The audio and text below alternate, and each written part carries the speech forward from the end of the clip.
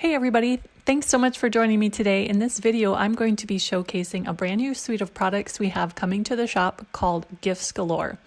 There are stencils, dies, and a hot foil included in this product suite. So we're going to put together several cards today, and I'm going to show you how all of the elements from this product suite mix and match. So we're going to start out with the Gifts Galore stencil. This is an 8-piece stencil set. There are 3 stencils with solid blocks for the gifts, 3 with patterns for the gifts. You can add all of the cute little stars, dots, stripes, that sort of thing. And then there are 2 for the bows. So I have an A2 panel of white cardstock right here on a sticky mat, which helps hold everything in place. So I'm just going to go ahead and stencil all of the steps.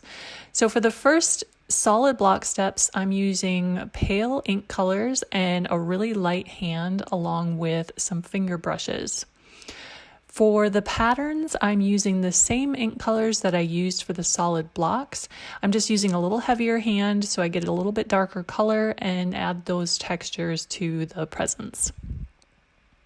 They're spaced far enough apart that you can add lots of color to your stenciling without having to block anything off. For the bows, I'm going to use a shade darker ink than I used for each of the solid block presents and also the patterns on the presents. I want these to stand out a little bit more and to be a little darker and more vibrant. So I'm shifting down a shade, still coordinating color, but just a little bit of shade darker and a pretty heavy hand to get some solid stenciling there. Our stenciling is finished, so now we're going to go ahead and we're going to add an interactive element to our panel.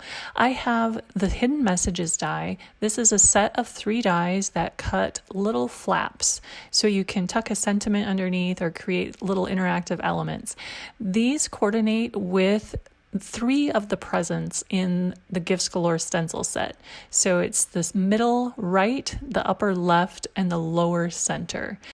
So you can go ahead and use all 3, or you can use just 1 or 2. So we're going to go ahead and just use one of them, and we're going to use it on this green gift right here. I am going to lay the die so that it's just nicely positioned in the gaps in between those gifts. So you can see here how it's nicely centered, and that will cut us the perfect little flap. I'm just going to use a little bit of washi tape to secure that in place while I run it through my die cut machine. Here you can see where we die cut our little flap. There's a small tab that you can kind of fold upwards so that you can grab the tab and open that. Before we adhere this panel to our card base, I'm going to stamp a sentiment onto the card base so that it's centered in that window. I'm going to take a pencil and just give myself some pencil markings so I know just where to stamp that sentiment. The sentiment I'm using here is from the Tagged Elegant stamp set. Now we can go ahead and adhere our stenciled and die cut panel to our card base, and I'm just going to make sure not to get any adhesive on the flap. Now I want to keep this card nice and simple, but I want to add just a little bit of sparkle, so I'm going to add some sequins to the center of each of the bows. So for our next card, we're once again going to use the Gifts Galore stencil, but this time we're going to step it up and we're going to incorporate some dies as well. If you're super familiar with our product line, you might be thinking that this Gifts Galore layout seems a little familiar. That's because it coordinates with our Curio Divider and Details 2 die. We're actually going to use that die to cut apart our stenciled panel. So I have stenciled the first steps of Gifts Galore. I've done the solid blocks as well as the patterns. I'm not doing the bows because we're going to add dimensional bows using the Gifts Galore die. So I'm going to go ahead and lay this die over top of my stenciled panel. I started with an A2 panel and followed the etched guidelines on the stencils. So my panel is nice and centered, so I can just go ahead and center that Curio and Divider and Details 2 die right on my panel, and I should get really pretty precise cuts. Now, if you're more comfortable die cutting first and then nesting the pieces back in, you could definitely do that and die cut first and stencil second if that makes you feel a little bit more comfortable.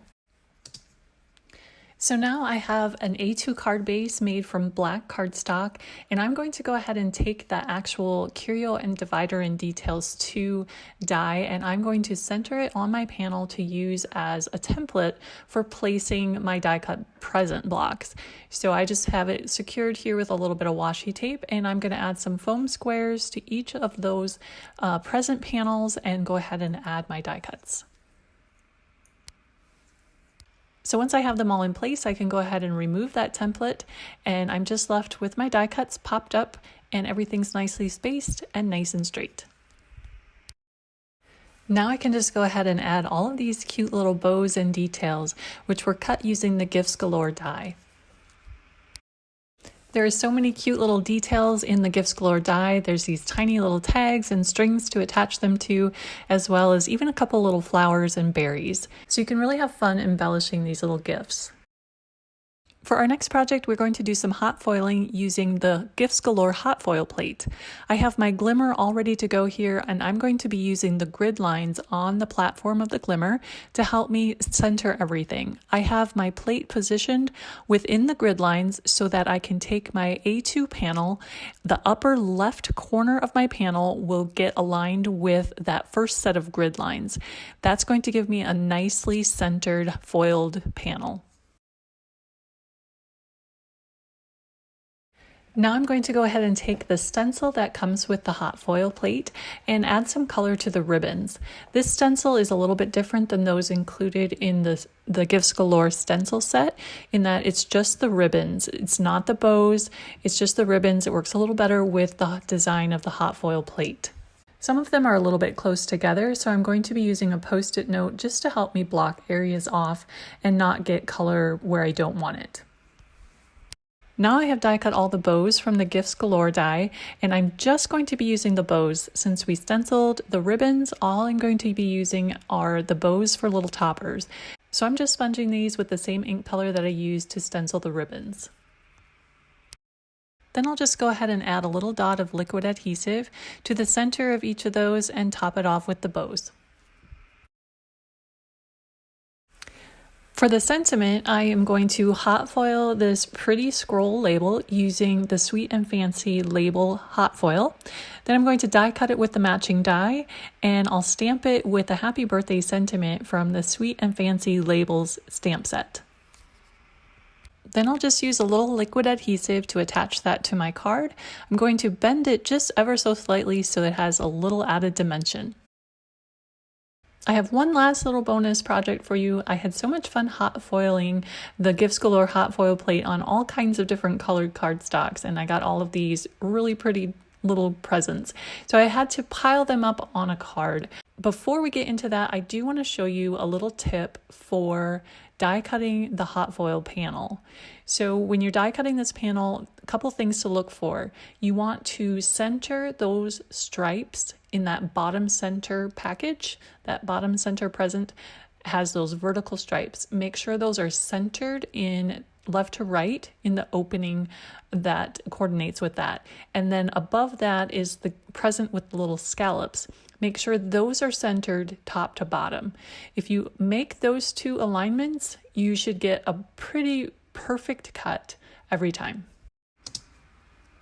Now back to our pile of hot foiled presents. You can see I have them all decked out with the coordinating Gifts Galore die, all the little bows and fun details. And I have them arranged on a crimped slimline base, and I just kind of played around with arrangement until I had something that I liked. And now I'm going to take a sheet of press and seal, and this is going to be my lifesaver for this card so that I can attach everything and keep it all in place. So I'm going to smooth my press and seal over the top of my pile of presents, and then I'm going to carefully lift that off, peel away my crimped slimline die cut, and go ahead and add some liquid adhesive to the back of all of those little die cuts. And I'll go ahead and just position that again right over top of my crimped slimline die cut with that adhesive, press it all down, and then I can carefully remove that press and seal and everything's in place. Might need to add a little bit of adhesive here and there to the parts that you didn't get to just from the back side. So just check the pieces, secure anything that's needed, and you're all set. I am going to stamp a little happy birthday sentiment. This is actually from the Takes the Cake stamp and stencil set, and a few little sparkles to go along with it, which are from the new Make-A-Wish stamp set. Thanks so much for joining me today. I hope you enjoyed this look at our new Gifts Galore product suite and all of the different ways that it can be mixed and matched and used with some of our previous products as well. So all of these new items will be available as part of our Hip Hip Hooray collection, which it goes up in the shop on Wednesday, April 26th at 10 a.m. Eastern Time. Thanks everybody. We'll see you soon.